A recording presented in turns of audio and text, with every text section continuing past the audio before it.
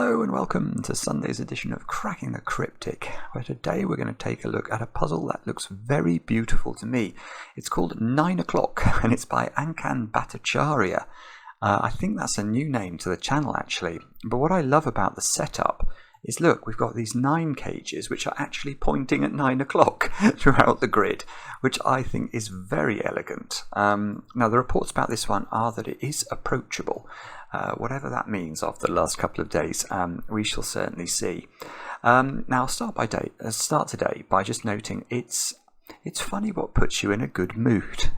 And I've actually done a bonus video on the channel which will come out tomorrow for those of you who enjoy our crossword content.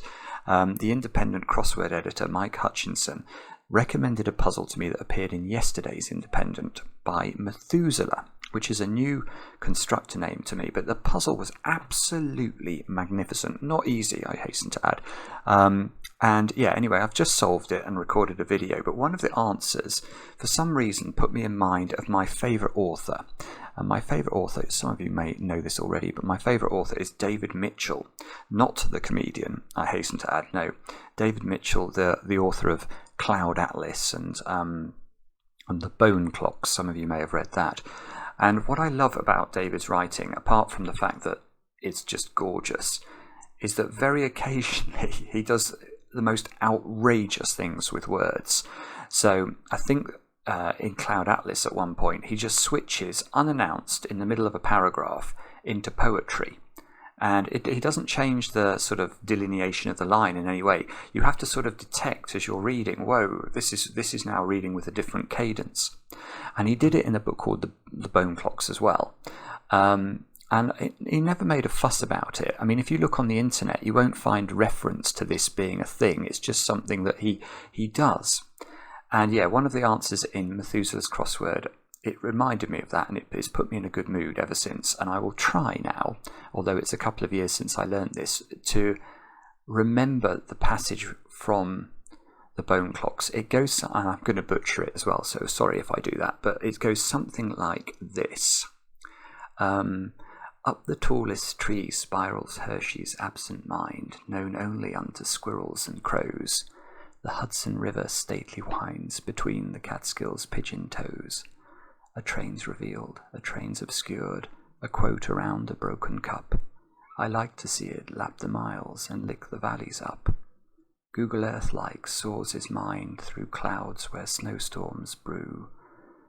New York State has dropped away and Massachusetts flew, and Newfoundland is ice-entombed and rockle gull beshatten, where no eye sees the lightning flash its momentary pattern. Isn't that beautiful? I probably not quite remembered it correctly, but yeah, to me, it makes me smile.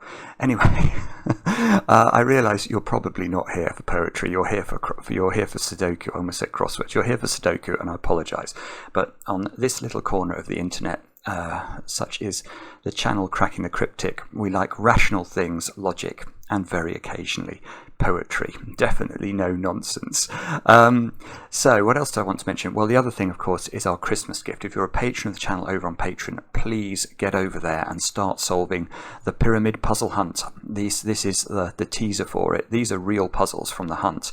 I know some people apparently have been literally up all night since it came out at 4 o'clock yesterday trying to solve it all. I am delighted to report that we've had no correct entries as of now, and that doesn't surprise me. It should take you all of Christmas. So yeah, do have a go anyway. It's a massive, it's high quality. High quality is not doing it enough praise. It's incredible quality. And we're really, really grateful to Peter Venus, Aspartagus and Panthera for creating it for us. Thank you so much to those guys, and thanks, of course, to those of you who managed to support the channel on Patreon. We are most grateful. Now, apart from that, let's get on to 9 o'clock. It's not 9 o'clock where I am now. It should be, but it's not. Let's read the rules. We've got normal Sudoku rules apply. In cages, digits must sum to the small clue in the top left corner of the cage. Clues outside the grid give the sum of the digits along the indicated diagonal. and digits can repeat along such a diagonal if allowed by other rules. So we've got completely standard killer Sudoku and completely standard little killer rules, and that means things like those 3 squares, you put the digits in and they have to add up to 9. So let's put 2, 3 and 4 in. That would be one possible way of that cage working. And then what else have we got? So the 29 is telling us that those 7 cells there have to add up to 29, but we can repeat digits along here if we want to. So we could go 4, 4, 5, 4, 2, 3, and then we can put another digit in there which hopefully will be the right digit. 18, 22 should probably a 7, but I may have done my maths wrong. So that would be a legitimate way, hopefully, of filling that diagonal. Do have a go at the puzzle. The way to play is to click the link under the video as usual. Now I get to play. Let's get cracking. Now, I'm guessing we might have to use the little, well, actually I was about to say we have to use the little killer clues to start, but that little killer clue has let itself down by being distinctly average. By which I mean that if you think about it, there are 4 digits along this diagonal. Now the average digit in a Sudoku is a 5. 4 times 5 is 20, and this clue is a 21. So basically all we know about this is that it's an extremely average total. 58 looks high. We've got 7 there. Yeah, okay, so as every school child will tell you, 7 8s are 56. So this is averaging over 8 into these cells, which means we're going to have to incorporate quite some 9s along it. Let me just think about that. What is the absolute maximum we could put along here? We could do 9s in those 3. That would be 27. And then we could have 17 there with an 8 and a 9, and 17 there. So that's 34, and 27 is 61. Okay, so it's not absolutely maxed out, but it's not far away from it. I'm not sure on that one. That's 7. Oh no, okay, that's averaging very close to 4. So I think the one on the left and the one in the middle are distinctly unimpressive, whereas the one on the right is probably where the magic's going to happen. But having said that, I can't see how to do said magic immediately anyway. So maybe we have to think about the 9 cages. I know there are 3 ways of making 9 in a 3-cell cage. So there's 1, 2, 6, 1, 3, 5 and 2, 3, 4. So do we have to have one of each version? So for example, do we know that these are 3 different versions? Oh yeah, we do, of course we do. So how do we know that? Well, let's imagine this was 1, 2, 6 for a moment. If that's 1, 2, 6, how could either of these now be 1, 2, 6? Well, the answer is that's impossible, because if one of them was a 1, 2, 6, you'd have 4 digits in the row selected from just 3 different numbers. So that's clearly nonsense. So actually, maybe this is a colouring problem. Maybe we have to colour the 9 cages in. Oh, no. Well, maybe. But what we should do first is the obvious, the bleeding obvious, to quote Basil Fawlty. Why should we do the bleeding obvious? Well, because look, the sensible question I should have asked immediately is, where do 7, 8 and 9 go in row 2 of the grid, and indeed row 5 of the grid and row 8 of the grid? Because what you cannot do is put a 7, for example, in a 9 cage. If you do that, you're going to have to accompany it with double 1, and that won't work. So I think 7, 8 and 9 have to be in those 3 cells, and therefore in these 3 cells and these 3 cells. And of course in the columns it must work the same way. So we're going to get loads of cells that have to be 7s, 8s and 9s straight away. Yeah, and this is beautiful actually, because now we can do Sudoku. Ankan, fancy making me do Sudoku this early on in a Sudoku puzzle. This is outrageous. But look, where does the third 7, 8, 9 go in box 1? Well, it's not here or here or here, because these 3 cells see a 7, 8, 9 triple either in the column or in the row.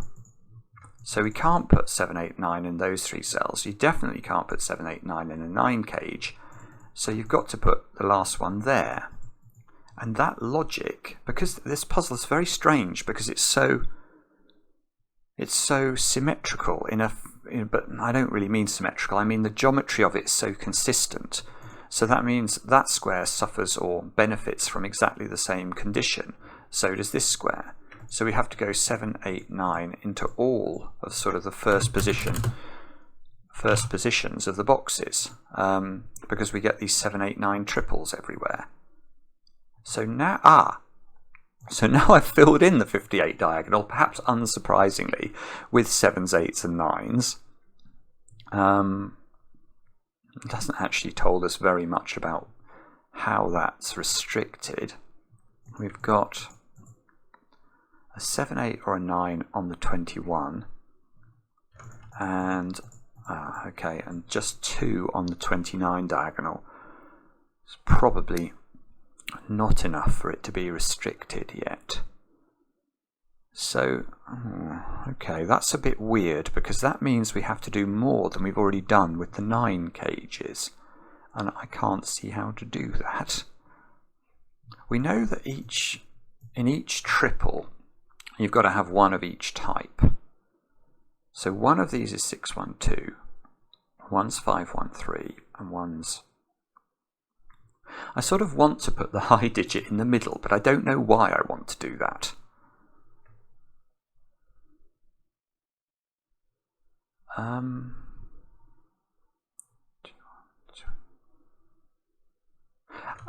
Yeah, that's right. Well, that's so strange. Okay, my brain, I think, has been sensible for once, because we can use the power of maths to get through this puzzle, can't we? What do I mean by that? Well, look at those 6 cells there. We know they're the digits 1, 2, 3, 4, 5 and 6 in some order. We don't know the order, but we know that the digits 1, 2, 3, 4, 5 and 6, so they add up to 21, the triangular number for 6. 6 plus 5 plus 4 plus 3 plus 2 plus 1. Now if they add up to 21, but those 3 cages add up to 27, what do these 3 cells add up to? They must add up to 27 minus 21, which is 6, but they all have to be different digits, so they have to be a 1, 2, 3 triple. And then we turn the grid round, or we don't really have to turn it round, but we can do exactly the same question in column 2. That just is a sextuplet, so these squares add up to 21, so these squares add up to 6, so they are also a 1, 2, 3 triple. And that logic, of course, follows through for column 5 and column 8. So we get loads more 1s, 2s and 3s. And now, the thing that my brain was sort of wanting me to do is forced, because these 3 digits have to be the middle digits in their row. So they're 4, 5 and 6. And look, we can just repeat this pattern all the way down the grid. They've got to be 1s, 2s, 3s. The central digits are 4, 5s and 6s. I'm now thinking this is colouring, isn't it? It is going to be colouring. Because every cell that I've filled so far is either... Oh, goodness, yes. It's either low, medium or high. Now, let's pick some colours. If I do all the 1s, 2s and 3s for a moment, what I've just noticed is, look, exactly the same thing that we did with the 7s, 8s and 9s is available with the 1s, 2s and 3s, I think. Yeah, look at the central box. Where does the third purple cell go? It can't be here, because there's a 1, 2, 3 triple in the column. It can't be here, because there's a 1, 2, 3 triple in the row, so it must be there. But that logic just is always available wherever we look. This can't be a 1, 2 or 3 because of the row. That can't be a 1, 2 or 3 because of the column. So that in every box, the ninth cell, if you like, is purple. All those purple cells become 1, 2 and 3. We can have a different colour for our 7, 8s, 9s. I should use blue and orange actually, because I know that they are the most colourblind friendly. I'm not sure whether the purple clashes a bit there. What else could we use? Red will clash. Green, I never like using green and blue together for some reason. Yellow maybe? Is that, oh no, I don't like that, sorry. Or grey. Let's try grey just in case that's better. Is that better? Might be, yeah. That feels like I can see the differences fairly clearly. So all of the white squares, oh, it won't let me highlight all the white squares, but obviously the white squares now all have to be oranges because we need 2 more oranges in every box, row and column. There we go. Now we can double click the oranges and put 4, 5, 6 into them, and we've got a lot of digits suddenly done in the grid. But, oh, this is right, this is really strange now, because now the 29, the 21 and the 58 have to resolve the whole puzzle, which feels very, well, it feels very difficult given this one doesn't do anything. At least I don't think that does anything. The 21 has 2 middle digits on it, a low and a high, so that's exactly what you'd expect it to have. So that one's, I don't think that one's under any pressure at all. This one has got work to do. Is this restricted? 29, have we got, yeah, okay, so if you don't know, that's interesting actually. The orange squares have to be at least 4. So those 3 squares are at least 12. And those squares are also averaging 4, look, but 1 and 7 if we minimize them. So the average, yeah, that's interesting. The average digit along this diagonal is a 4 in every position. And therefore that's 28, so there's hardly any freedom on this. I think there's 1 degree of freedom. We can move one of these digits up from its minimum value by exactly 1, and then everything else would have to be minimum. And that's beautiful, because that means we can take, for example, we can take 6 out of here. There's no way this can be a 6. Let's just prove it to ourselves. If that is a 6 and we minimize everything else, we'd go 1, 7, so that's 8 there, 4, that's 12, another 1, 7, that's another 8, so that's 20, 24 plus 6 is 30. Doesn't work. So we just need to keep everything within 1 of its minimum. 6 here, 6 here, 3 goes out there, and 9 goes out here. So what does that mean?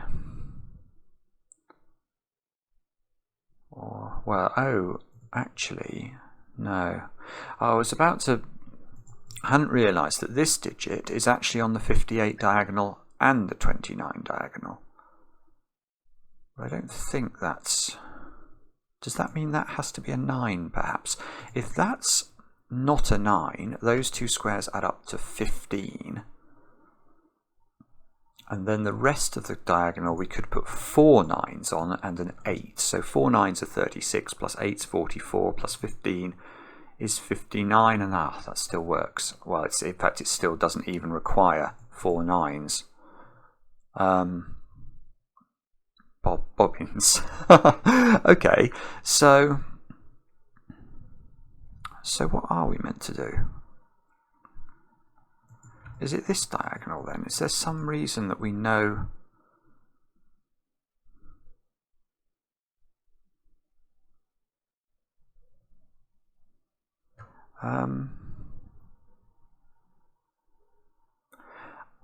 Yeah, okay, I see how to do this.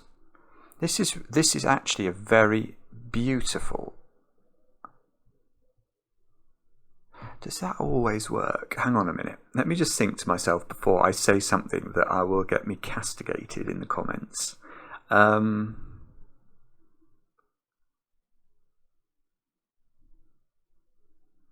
think it's true. I think it's true. So...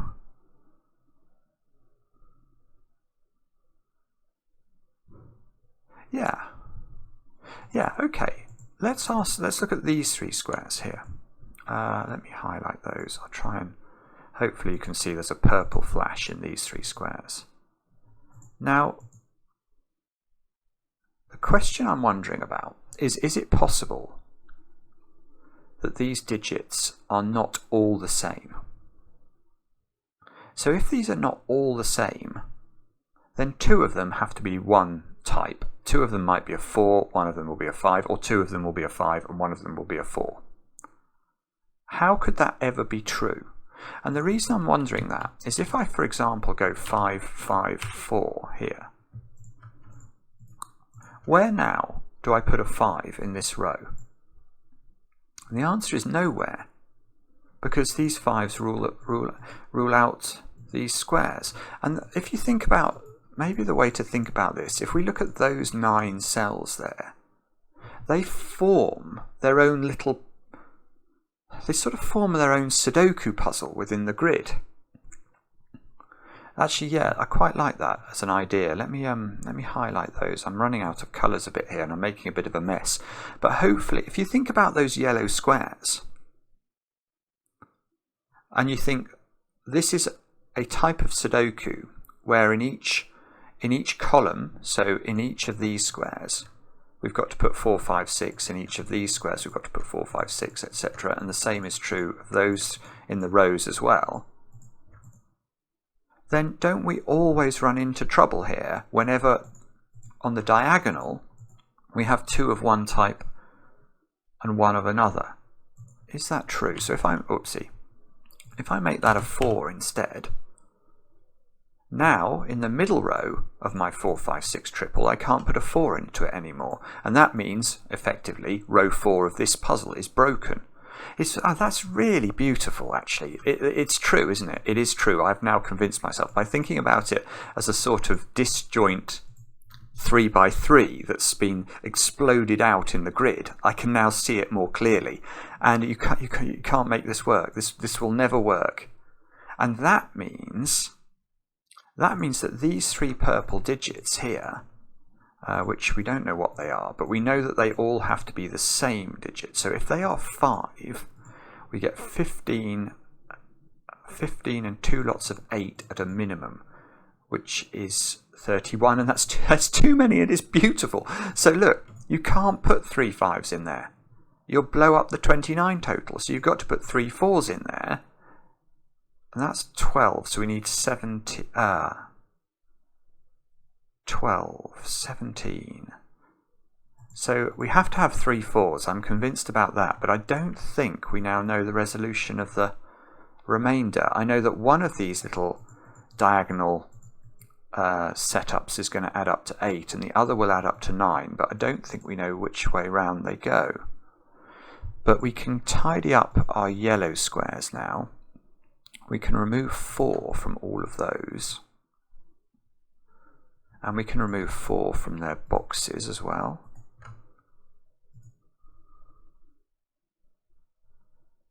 So how many 4s? So, oh, we've still got loads of 4s left.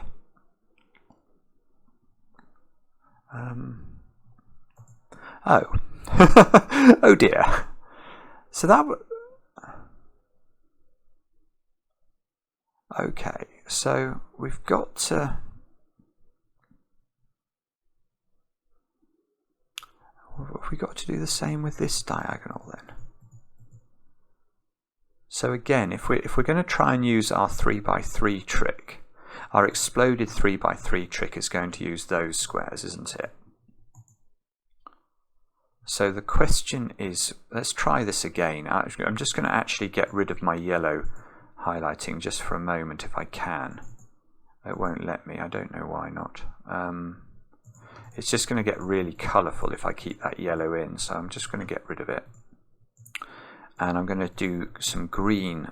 So I'm going to have an exploded 3 by 3 in green now, over here. And I'm going to again argue that along this diagonal, you couldn't have, for example, 9, 9, 8, because in the exploded 3 by 3, it's very easy to see now that in this column, none of these squares can now be a 9, and you couldn't put a 9 therefore in column 1, and none of these 3 squares can be a 9, and therefore you couldn't also put a 9 in row 7. And that will always be the case, no matter how you arrange this diagonal. If you try and put 2 digits of one type on it anywhere, So does that mean these have to all be the same? The only reason I'm pausing there is I'm wondering if you can actually have 3 different digits on the 7, 8, 9 diagonal. I'm just going to look at this. Hang on, let me just look at this. If you go 9, 8, 7, yeah, that might work, you know, because now here you've got the ability to put 8, and there you've got the ability to put 9, and that works on... Oh, on the other diagonal, they all become the same digit, do they? How weird. Okay, that would become a 9, and that would become a 7. And that would become a 7, and that works as a pattern. So actually, you can probably have different digits. Let's do the maths on that and check that it works. So on this diagonal, if you did have a 7, 8, 9 into those 3 squares, you'd have 24. Oh yeah, look, it works perfectly. These 4 squares then have to add up to 34 to get to 58. So you'd have to go 8, 9, 8, 9.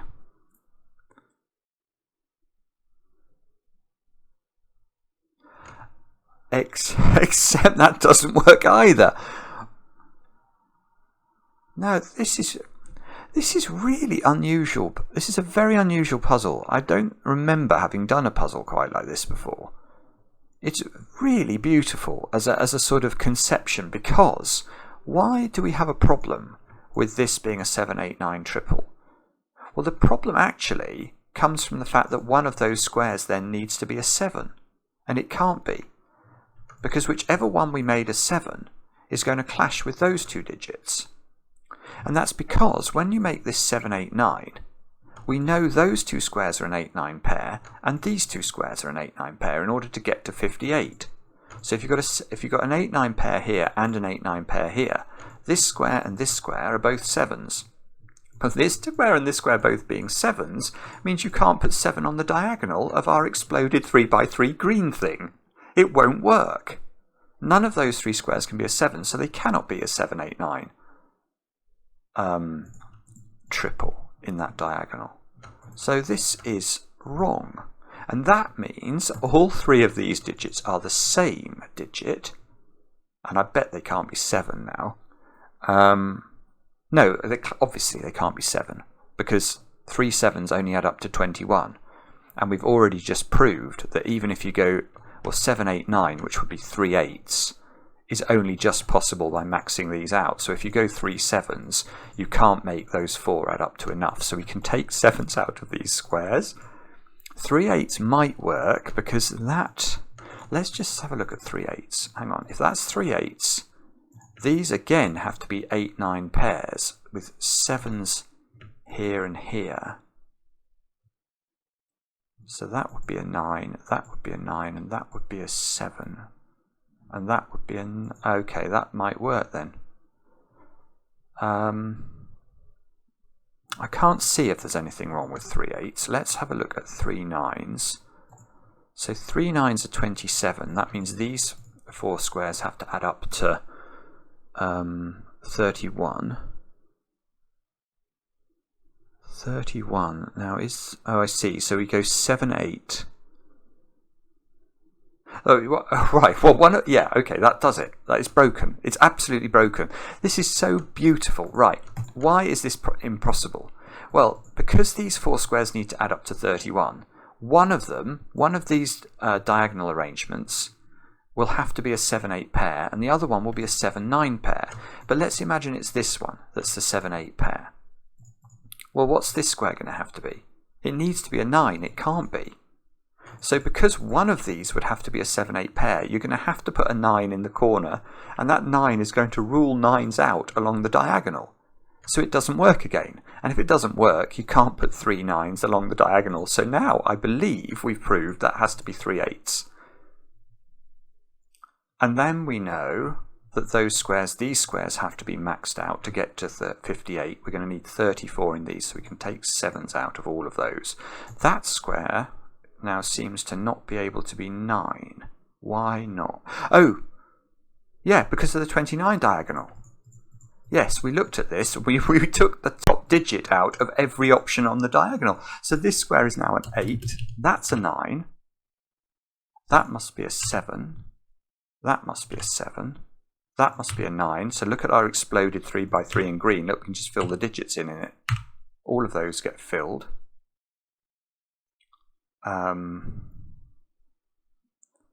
Okay, but he says I definitely need to go further than that. So perhaps, hang on, I'm getting confused about how I'm going to be able to, it can't be the 21 diagonal, I've not really done anything to that. Is there some reason? Let's just tidy up our pencil marks then in each of these boxes and see whether or not we can. There's a Sudoku point. Oh no, that 9 is not seeing anything. I just want to see if there's something obvious I'm missing here. 7's come out of these squares. 9, that can't be a 9. Oh yes, no, what about that one? Of course, that becoming an 8 probably. Does that use the degree of freedom I had in this along here? Let me just think about this. So we've got 12 plus 8 is 20. I need 9 more. How do I make those 4 squares add up to 9? There's only one way. I've got to minimize them all. So that's double 1, that's 7, that's 8, that's 9, that's 8, that's 7, that's 9. So that's 7, that's 8, that's 9, that's 8, that's 7. It'd be very easy to make a mistake doing this. 7, that's got to be 8, that's got to be 7, that's got to be 9. And all of the blue digits are now done. And in putting these 1s in, we've just restricted a whole load of other digits. Look, so we've now got to tidy up all of those. 1s come out all over the grid, all over the place. Let's just have a look at this. Can we do better than I've already done? So I've done 2 diagonals now. Is the 21? So the 21 diagonal, it has a 9 on it. Oh, so it's got to be min, doesn't it? Yeah, it's got to be double 5 2. In fact, there's an interesting point there. I can see that these could never have been different anyway, because that would have ruled out all values for this square. But I think that has to be double 5 2 to make 12. 12 plus 9 is 21. That's the only way that will work. So double 5 2. You can get rid of the 2's from those squares.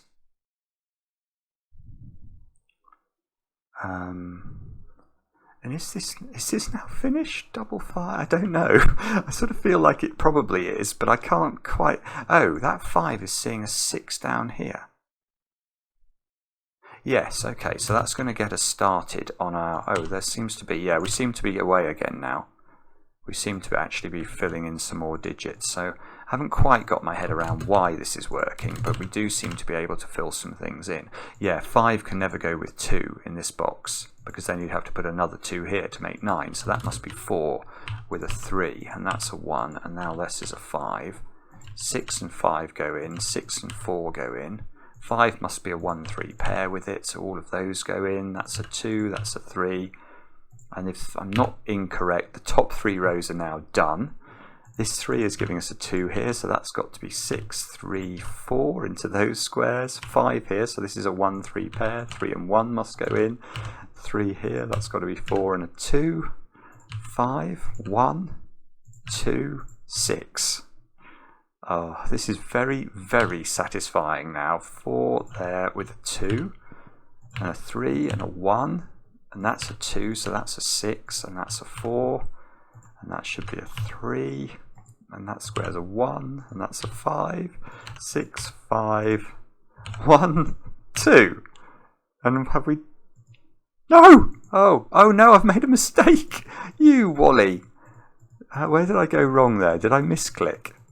Oh, don't be miles back, please. Please don't be... Is it there? Is that what I did? I put a 4 in there. Well, quite clearly I should have put a 5. I think I misclicked. I will give myself the benefit of that doubt. Oh, now I'm misclicking more. Don't misclick. 2, that's a 1. So that's a 2-3 pair there, so we can see that's got to be a 4, which is also confirmed by the column. So that's a 2, that's a 3, that's a 5, 6, 5, 4, 6, 1, 2 pair, 2, 1, 3, 2, 3, 1. Yes, right, it's correct second time round. I think that was a misclick on that one. So people watching will no doubt let me know in the comments. But what I will say is I absolutely love that. That was so clever. It's so beautifully constructed. And then the idea of the sort of hands of the clock.